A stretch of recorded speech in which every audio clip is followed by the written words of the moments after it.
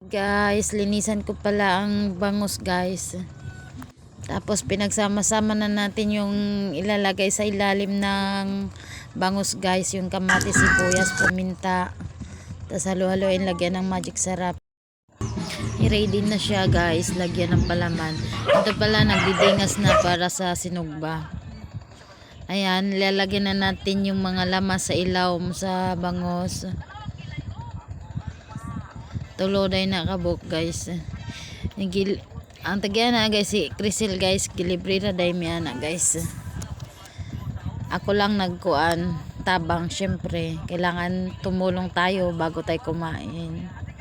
Pagpatuloy pa natin paglagay ng guys, lamas sa loob ng katawan ng bangus. Ayan nalagyan ko ng tas lagyan natin ng toyo guys sa balat niya para lumasa yung balat. Tapos iihawin na natin yan guys. Ihawin na natin. Kaso sa pag-ihaw guys, sa sobrang dami ng baga guys, ayan. Na siya guys. Nasobraan sa pagluto guys. Ayan. Pero kaya pa rin yan guys. Kain pa rin yan.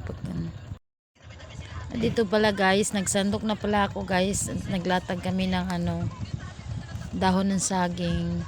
Ayan, may pa kami inihaw na barunday. Ayan, kasi gutom na yung mga person. Ayan, dumating si Crisel, tinikman yung sausawan. Sabi niya tama lang ang sausawan lasa. Ayan, dumating na rin mga chikiting niya.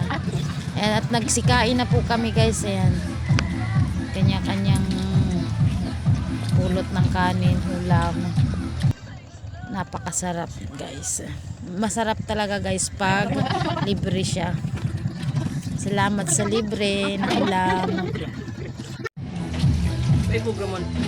Kani malakad